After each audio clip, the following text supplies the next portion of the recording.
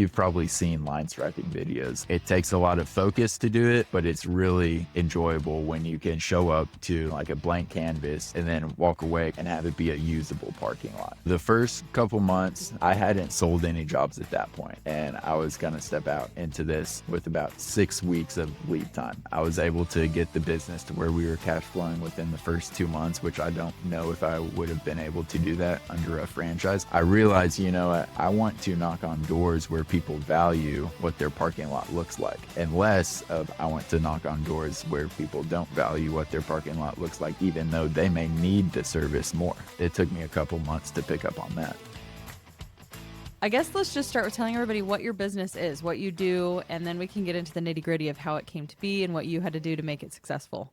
Sure. So I own and operate Trueline Striping based here in Central Texas, and we do primarily parking lot striping. That can be restripes, which is just painting over old existing lines, or new layouts, which is for new construction, adding new lines and coming behind the people who built the parking lot and adding fire lane, parking spaces, any arrows, any stencil markings. We also do some warehouse line striping, which is an interior product, but pretty much parking lots is primarily what we do. Cool. Okay, I'm actually kind of curious, just on a very nitty-gritty question. What is your favorite, doing brand new or having to overlay what already exists? It depends. You can really crank through the restripes. We'll do multiple stores in one night if it's just a restripe, whereas it takes a little bit longer. But honestly, I think it's more satisfying putting down brand new paint over a fresh, it's like a canvas is how I think of it. It's a blank canvas when a parking lot just gets poured or laid with asphalt, and we come behind and we start to make it as pretty as a parking lot can be.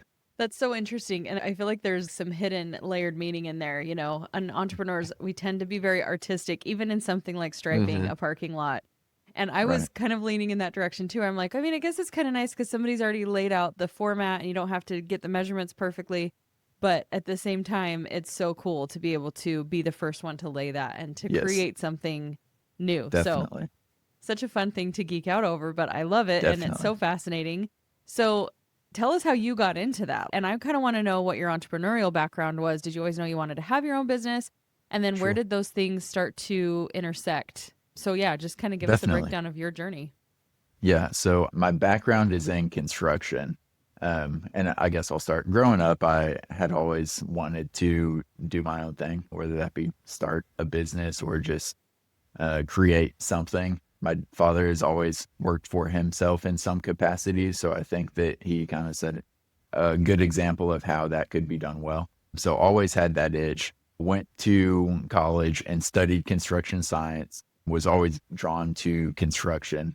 Thought that maybe I would have my own construction company one day, but worked for a couple different home builders, a couple different commercial contractors, and about 2.5 years ago, me and my wife started talking more seriously about, hey, what would it look like to maybe buy a business, buy a type of service business, or start a business here in Waco.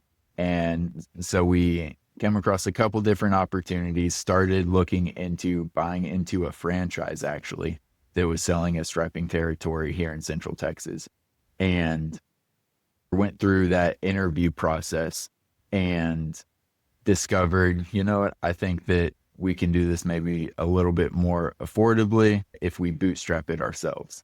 And so Trueline, it's not part of a franchise. I just started it on my own about 1.5 years ago. And that's the short answer to your question. Of course, there were more conversations that we had throughout that. But yeah, I knew I wanted to do something that was construction adjacent, and there was a low enough barrier to entry into this market. And going through the process of looking at the striping franchise and the territory they were trying to sell, that kind of opened my eyes. I think there is enough of a market that can support me and my family. Let's go for it. Cool. We've had a lot of people on here who have gone the franchise route, and it's kind of fun to hear that other perspective because there are so many advantages to stepping into something that's already created. Did you at any point regret that and realize, oh my gosh, this is actually a bigger undertaking than I thought it would be, and didn't realize what they would have done? Or do you feel like it was still the right move and that you had, like, that you really enjoy having the ability to build it the way that you wanted to? And was it more affordable? Yes, I certainly think it was more affordable up front. I was able to get the business to where we were cash flowing within the first 2 months, which I don't know if I would have been able to do that under a franchise. I know that certain franchises, they give you a ton of resources in terms of marketing and branding material and kind of helping you build your book of business, which I didn't have any of that. I went out around town and introduced myself and started door knocking, telling people about my company. And yeah, just really trying to generate my own marketing efforts. But for me, I mean, there's always give and take. Luckily, I have not had any big regrets though. I'm Mm. very glad that I decided to start it on my own. And who knows where we'll be in 5 years, 10 years, but it feels like there will be less restrictions and I just have more optionality down the Yeah. road being the Cool. sole owner of the company. Amazing. So because of Mhm. that, because you didn't step into something already formed and everything, you got to do every single step yourself. So let's break down what that looked like, where some of those bigger costs came, like maybe some of just those early steps that you had to take to even form this into a business. Because you said you were cash flowing in 2 months. Mhm. So walk us through those Sure. first couple months. Yeah, definitely. So the first couple months, I remember when I told my previous employer I was going to move on and start this, I hadn't sold any jobs at that point, and I was going to step out into this with about 6 weeks of lead time. So at that point, I reached out to a striping company that was in Oklahoma and talked to them about setting up a training. So I planned to train with them for a couple days and learn the ins and outs that I didn't. I'd picked up a little bit just from being in construction, but I knew that there was so much more to learn. So I trained with them for a little bit and then bought all the equipment. They kind of showed me what equipment I should start with. And I knew that I wanted to be able to grow the business and be able to buy more pieces of equipment within that first year, even though I didn't need them to do some of those early jobs. And then, I mean, I'm yeah, I'm sure. curious about that. Like, where did you get the idea to reach out to another company that was far enough away that you weren't going to be a competitor? Like, where did you get that idea? That's so brilliant. And I don't think people think to do things like that. And then did you have to pay them for that training or were they just happy to show you? So I did pay them, and they actually do offer trainings Mm, periodically. And it was through a mutual connection. They referred me to them. And that's kind cool. of how I don't know if I would have done that on my own, but because my friend had known of them, he said, yeah, you should check them out. Seemed like a stand up company. So, and they've been around a little bit longer than me. So they Cool. learned the And you ropes were more putting so. yourself, you were having the conversations obviously with people. You were putting your intention out there. I'm also kind of in awe that before even doing the training, right? You had already told your Hmm. employer, "Hey, I'm doing this business." What would you have done if you'd gotten into it and you're like, "I actually really hate line striping. Like, I don't want to do this." That is a great question. I don't know how long I would have stuck with it, but I mean, I knew that I could get a job somewhere else if I needed to go back to work in W-2. Mm, But there's just no better time than now to at least try something. And I've had this yeah. itch long enough where I would just constantly be thinking about doing something on my own. And I mean, my family's only growing, and I just really wanted to at least try it and Yeah. see what would happen. And I will say, we did build up some savings to where we could live off of savings for about 6 months. Mm, So we did do that. And that was kind of my barrier of, okay, I need to make sure I'm cash flowing before the end of that 6 months. But that did give me a little bit of lead time to build up the yeah. business and generate some revenue. So there was definitely intention involved. It wasn't just like, "Hey, I think I might like this and I'm just going to give some notice and then jump right into this business." You Right. did some things that are really important for every entrepreneur, like really looking for what kinds of things do I think I would enjoy based on what I already enjoy doing? How can I Hmm. create some independence for myself? What do I need to do to be prepared to step into entrepreneurship? Because a lot of times people just dive in and they're like, "Oh, I made some money. I guess I'm an entrepreneur now." And then they get themselves into some pretty dicey situations. Right. But I love that. I love that you have the perspective. And I also want to add the stage of life you're in. I know you have young children at home. I was Mhm. saying this to a friend recently. There's nothing better. It feels really stressful and counterintuitive to build a business when your family's young. But then by the time Mhm. you have teenagers, your business is a teenager, right? Like you've gotten to a point where you actually want more presence with your kids the older that they get. It's really important you're involved in their lives. So if you Right. can do that, it feels like an ultimate sacrifice when they're little, but it's actually the perfect timing. So I think it's really cool Definitely. that I never know if it's dove in. Right. Either way, you dived in. Right. So yeah, Yeah, no, that's a good point. yeah. So you started to acquire some of that initial equipment, you got the training. What was the timeline between that and even like getting your first client, or was that even the next step? What kind of came next? Yeah, so it all kind of overlapped and it all happened so fast, probably within a 4 week long span of buying equipment, doing the training, selling my first Mm, jobs, and completing the jobs. The first few jobs that I did for previous connections that I had, a lot of them through my previous employer, actually, and then just friends and family. And of course, I discounted those jobs, did some of them at cost, just so I could basically have a client, build my client base, generate some reviews, make sure that I could be confident on the machine. And so, yeah, it all happened so fast within probably 4 or 6 weeks before I was actually doing the work and was doing it full time at that. what did the first job feel like or look like? Was it just, I know you said you kind of discounted things and whatnot, but was it still just like super surreal to step in and do that first thing? Did you make any major mistakes or was it pretty easy peasy getting into, like, is this a pretty easy job to learn? I guess is what I'm saying. And what was that like actually doing it? It can be very easy if you limit yourself to the types of jobs that you want to do. A lot of Mm, guys start out only restriping because they don't want to mess with the measurements and pulling a tape and popping new lines because there can be complex math involved with that when you're doing a radius fire lane. So some people focus on just restripes. I was very comfortable reading construction drawings already, so I knew that I'd be fine doing new layouts as well. So the first couple jobs, they were restripes though, and they were pretty easy. Of course, I always underestimated how long it would take me. My wife still gives me a hard time when I underestimate how long I think a job should take and miss dinner or something. But yeah, I didn't make any major mistakes, but I wish I could go back now and just have a do-over on those, which I yeah. can. I mean, they'll restripe it again at some point, but Yeah. And that's another thing I think too that's brilliant about this business model is it's not a one-time customer. There's a recurring thing that happens. These we all know this, right? The lines on the road fades, the lines on the road and the parking lots fade. Those are going to need freshening up. Do you feel like that alone can keep your business thriving for years? Like how often are people returning and how many of your clients own multiple properties? I guess we can get hmm into a little bit of that, what your strategy was with client acquisition as well, and hmm what that really looks like for you to have volume and recurring clients. Right.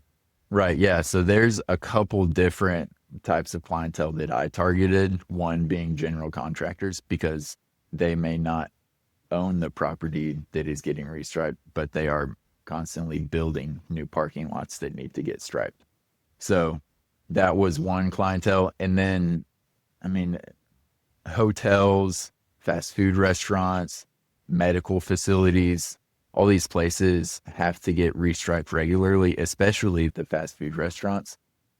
There's a owner that I'm working with now where they own 100 different fast food stores here in Texas, and Wow. they plan to restripe them every single year. They have been restriping them every single year. So it just depends. Of course, it can be a subjective thing also. I've restriped parking lots that haven't had new paint added to them in over 10 years. And you Mm-hmm. can tell the lines are faded, but if their purpose is solely to make sure that cars park in the right spot, it's like you don't need the entire line to be visible. But if your priority is having a aesthetic storefront and having enhancing curb appeal, then they'll want to do it more regularly than that. Hmm, makes sense. So for you, knowing who to target, was that a pretty quick decision or did it take you some time? Were you kind of pitching to a lot of different people at first and then narrowed in, or did you know to go narrow at first? No, I definitely cast a wide net at Mhm. first. And what I would originally start doing was go to parking lots where the lines looked incredibly faded. And this worked well because I was at the beginning when I was trying to sell discounted jobs. It worked well because they didn't necessarily care about what their parking lot looks like. So I would give them a pretty heavy discount and do it pretty quickly and do it for cheap. But then I realized, if the market isn't going to support me constantly doing discounted jobs, but I realized I can knock on pretty much any door, even if it looks like they have fresh lines. Maybe they painted it last year, maybe they painted it 2 years ago, and they've been painting it every year. And I can just like, they're going to be bidding it again in 6 months, and I can be on their bid list for that. Mm. So I realized, I want to knock on doors where people value what their parking lot looks like, and less of I want to knock on doors where people don't value what their parking lot looks like, even though they may need the service more. It's kind of Mm. counterintuitive, but that's definitely something that it took me a couple months to pick up on that.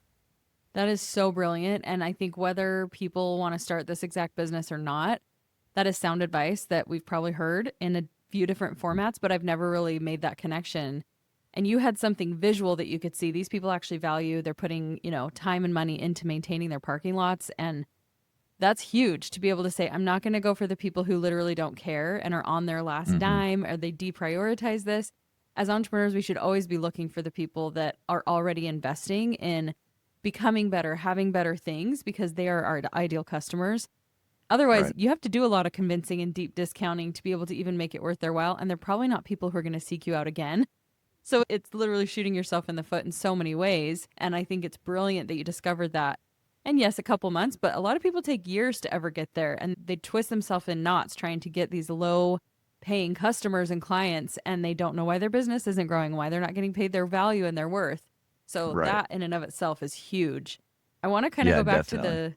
to the technical of what you had to learn, because I'm thinking this is no small deal. Yes, a parking lot, like you have to make sure the spacing is correct, but when you're talking about other things, lines in the road, was there any kind of certification? Is there any kind of guidebook or rule book? I mean, I know you went and learned, but are those the things that they were teaching is according to the laws, or according to, my dad Hmm. was a land surveyor. So I know there's a lot of rigid requirements. What did that look like? And what does somebody need to make sure they know? Right.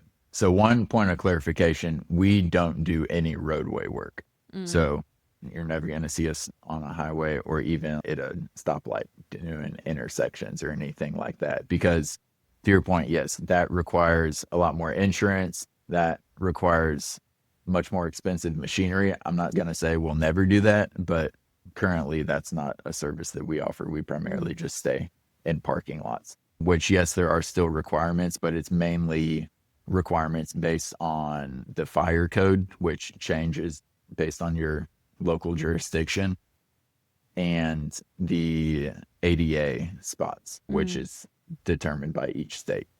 Got it. Okay. So that's good to know too. If people are listening and they're like, I want to go big, I'm going to go do, highway striping. They're always needing that. There's so many roads. There's definitely a barrier that you might not want to even have to cross with that. More regulations, more rules. Insurance is something you brought up. Is that something that you have to invest in more so to protect like equipment, employees? What does that piece of the business look like? Yeah, all of the above. Yeah, and make sure that if anything happens on a parking lot with one of your employees to a building, luckily we don't need to step foot inside any buildings, so it limits our liability a lot, or I guess limits our exposure a lot.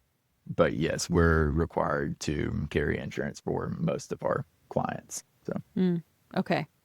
Okay. Coming back to the fun part of the conversation, which is always to me like the mhm. sales, the marketing, the actual growing of the business. As you started to recognize, I want to be working with clients who are actually maintaining their parking lots, I want to step in through these doors. And even starting with going to the building itself, did that kind of branch into knowing the right people to even contact? Because a lot of times the people who are in the building might not be the ones who are calling those shots or making those choices. They're just like leasing the space. So, what did that look like? And how did you start to really build that network and be competitive in a market that I imagine some could consider, a little bit saturated?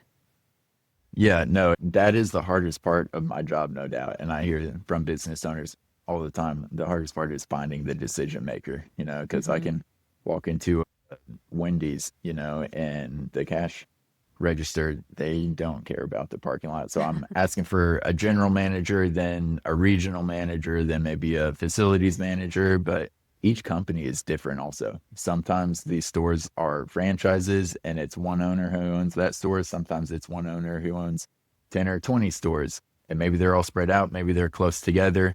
Sometimes it's corporate. and you have to submit an application online. There's just so many different ways that you can turn into someone's vendor.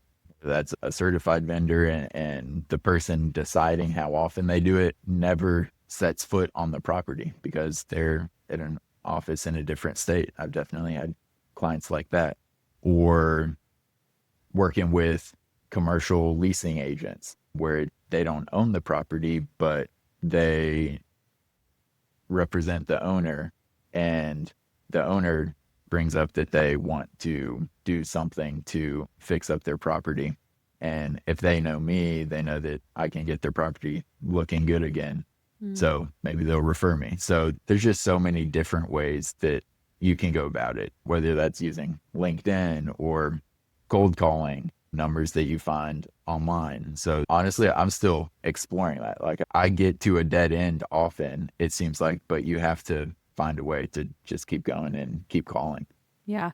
What have you found that is working best for you or has worked best for you? Because I think this is subjective to the business owner too. Like we all have to play to our strengths. And so if Hmm. networking and getting referrals is something that you're finding that works, like totally lean into that. Or if you are really good Hmm. online and making those digital connections.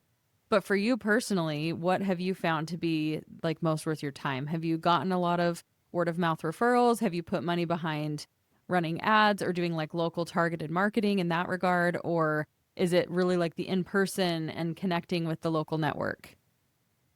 Yeah, no, I think for me, what's worked the best is the in person and actually going to the stores and talking to someone, even if they're not a decision maker, because then they can get you one step closer to the decision maker right there. Mm, Like they can give you a number, give you an email, and even if the number email that they give you isn't the decision maker, they're one step closer. Maybe you reach out to them.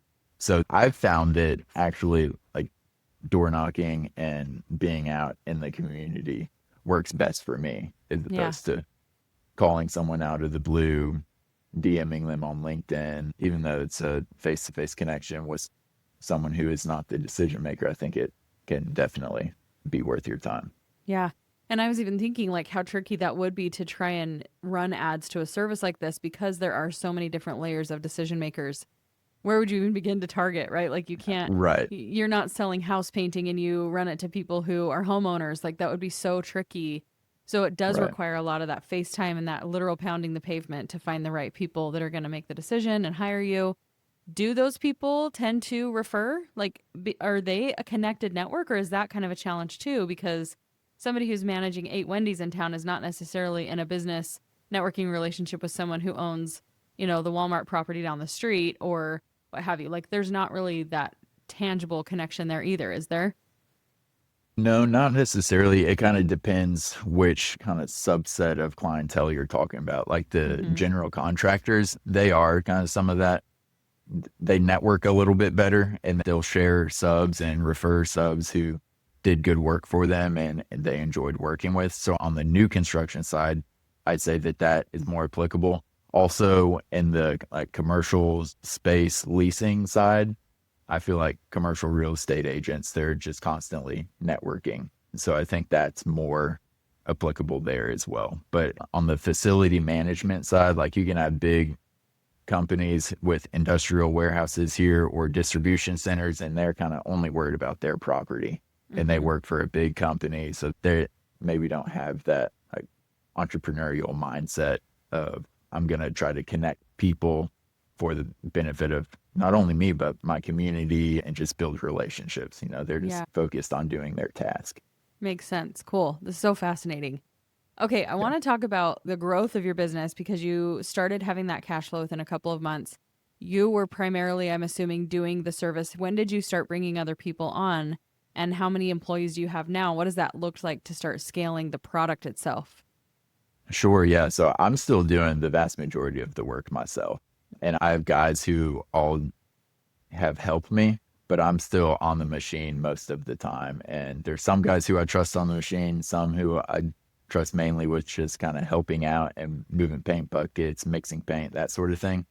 Um, so I don't have any full-time employees other than myself, and I Mm, use contract labor for all my work so far. cool. Um, so training them, has been it that's been somewhat challenging. I mean, people always say the labor shortage is a challenge, and I've definitely felt that, but it's also allowed me to stay lean and to Mm, have that cash flow early on and to have continued cash flow through the first year and a half of the business. yeah. Have you felt like it's held you back from being able to take on more clients, or do you feel like you're still kind of in that point where I can do just as much work as I'm able to bring in because you're like the main sales force and you're the main product provider. So do you feel like you've got a pretty good balanced flow in that regard right now? Right now, I definitely feel like I can manage the work that comes in. Line striping, it is fairly cyclical where it slows down in the winter and then it'll pick up back up in the spring. So right now I'm Hmm. in a slow season, but there are certainly weeks in the spring and summer where I think to myself, man, it would be nice to have someone who's here full time who I can count on for Yeah. 40 hours a week.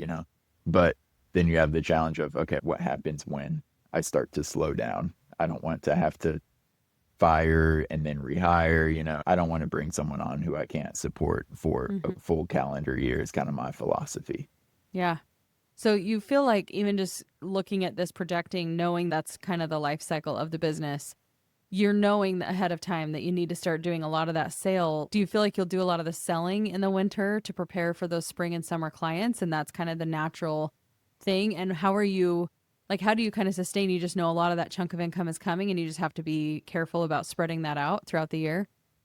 Right. Yes. And your expenses are a little bit lower in the winter too. Like you're not buying as much Mm, paint and material, new stencils, that sort of thing. But what I'm thinking about, and of course, I've only been through one winter. I'm just going into my second winter. What I'm starting to think about now is, okay, the recurring clientele that I have, is it possible for me to push those to the very beginning and very end of the year in like January through March and then maybe October through December, push those recurring clients to then so that I can say yes to the new clientele that comes in the spring and summer. So we'll see. I mean, I've been able to do a little bit of that this year, but would love to do more of that in the coming years. smart. And I think that'll naturally evolve, right? And something we need to Hmm. remember as business owners is we have a tendency to want to have it all figured out and look like we're Right. professional and that we're perfect. And there are so many of those little nuanced lessons that you learn along the way. And you start realizing, hey, this is actually the perfect time to start shifting these more loyal customers and maximize my efforts a little bit more. And I'm kind of excited to see what you discover more in the future with the fall and winter because I guarantee there's like probably some little side quest opportunity that you have to be able to leverage what you're already doing Right. and find something that is in need this time of year that you could step in and solve. So, Definitely. talk to me about overhead a little bit because you mentioned stencils, paint, you have your equipment. Is it a relatively moderately priced business to get started, or what kind of money is somebody looking at spending if they want to dive in and get started the way that you did? Yeah, so I spent about $10,000 on a new line striper, which is all you really need to get started. And as long as you have a pickup truck and some ramps that you can get it into to better your truck with. Mm, I also bought a trailer though, because I knew I wanted to grow and buy multiple machines that I could pull with me and just have them all enclosed. I have all my stencils in there. I'm still working out of my house right now. I'm starting to think about renting out a space, but if you're just getting started, you don't really need to do that if you hmm. have a setup at home. So the trailer was probably another 7,500. First machine was 10 grand. Yeah, getting insurance, I paid for it for the year. It was around 3,500 or 4 grand for the first year. And then maybe $1,000 worth of stencils and then $2,000 worth of paint to get you started. And then you're kind of off to the races and you can do a job with just that. And then Mm, you can start having revenue come in. cool. And what is like, I'm sure it depends on the size and the proximate, like the scope of the parking lots that you're doing. But on average, because I have no context for this, what is like an average price job that you're able to bring in for doing a parking lot? Yeah, it varies so much. A small job will probably be around 500 to $1,000, which as you grow this business, I mean, I started out and my minimum was $200. And Mm-hmm. oftentimes those were discounted jobs. When you look at your overhead and how many hours I'm actually striping in a month, like if I do a job for $200 now, I'm losing money on it just Yeah. because of what I need to pay myself for overhead. Um, so now my minimum is closer to 750 or $1,000, kind of depending on how busy I am. A medium sized job, which maybe takes a half day to a day, I try to get around 2,000 to 2,500 for that. And then periodically you'll have these jobs come around that are a $10,000 job or a $20,000 job or sometimes even more. And those may take you a couple days, a couple weeks to do. But yeah, it just varies so Mm. much, especially if you start to offer additional services like pressure washing or crack sealing and seal coating. That can take one job and turn it into 5 different tickets Mm. that you're Is that making money something, on. are you doing that yourself or is that like a plan for scaling? Right now, I'm just subbing that out. So if Mm. someone wants me to pressure wash a lot, I have relationships with guys here who have pressure washing companies and crack seal and seal coating companies where I'm just subbing that out right now. Who knows? Maybe at some point we may add those on, but I know that that would require more equipment, which currently I just don't have the space in my house to do that. So maybe if we got into a space and just had more square footage where we could store things, maybe we'll step into that. But then Cool. that would just be learning a new service and then kind of a new type of business too. Yeah. So what are your margins like? Because you already have the equipment and I know you probably invested in that and you've maybe in some ways paid yourself back for that. But then Hmm. on a day-to-day basis or a month-to-month basis with supplies, is it a pretty good margin of profit by the time you're paying? Because I know even like you paint a house and you spend so much more than you think you're going to spend on paint. Are those Hmm. supplies relatively inexpensive? Is it more costly than buying like interior paint or what does that kind of look like? Because it's your time, which is nice that you can be Hmm. lean and it's still just you. Hmm. But do you feel so? Let's go there and then I have a follow up question. Sure. Yeah. Yeah. So, I mean, I've been paying myself a reasonable salary for, yeah, the whole year and a half. And in addition to that, looking back at the year, we'll probably be around a 25% profit margin. So Cool. there's some jobs that are in the 10 to 15% range and some jobs that are upwards of 30%. But we kind of land around 20 to 25% over the whole year in Mm. terms of profit. And is that profit after paying your salary as the Yes, owner? that's after Okay, paying cool. my salary. Yeah. Awesome. Yeah. Yeah. That's amazing. And a lot of people don't do that. They don't pay themselves and they just keep stocking up, money in the company. But I love that you're doing that because I saw a video the other day that was like, I've been an entrepreneur for 10 years. When do we actually make money? Because everything just goes right back into the business. And I think Right. it's really important to make sure that you are paying yourself. And I don't know how people do it Mhm. otherwise. Yeah, So, definitely. I'm not sure, but I knew that after we lived off of the savings for the first 6 months, I'm like, okay, this is what's gonna pay me, and I want the profit in the business to be accurate. I mhm, don't want to be just either constantly taking big sums of money when we need it, like on the personal side. I want to have a budget on the personal side, but then from the business side that I can know, okay, that's going out. I need to make this every month, to mhm. be able to pay myself, cover my expenses. And then we'll just keep any additional money in there until the end of the year. And then come the end of the year, we'll take a look and figure out, okay, what are we going to invest back into the business? What can we take out on the personal side? All those fun conversations. Yeah. And yeah, my follow up question was, and I'm glad you're paying yourself. So you kind of are able to start projecting what would need to come in by way of more jobs to be able to start scaling and adding more employees to that too, because you already know the numbers, you know what you have to work with flexibly, that you might need to invest a little before you're even scaling those jobs. Cause there's always that weird, awkward in between where like I have to kind of Right. spend money to make money, I have to invest in a person, get them trained. And then it Hmm. frees up my time to go sell and bid more jobs. But in the meantime, you kind of have to have that little reserve. So it's cool that you're paying yourself and your business has that extra margin of income of profitability so that then you can grow. So any more that you'd want to add Right. to that of what you're thinking in terms of strategy to scale? Yeah, definitely. And yeah, you hit the nail on the head. I want the cash flow each month to reflect, okay, if someone besides me was essentially the GM of this business, what would I have to pay them? And taking that into account, can I get the business to a point where then I can not necessarily like only live off the profits, but then like, okay, what is the business profiting, you know?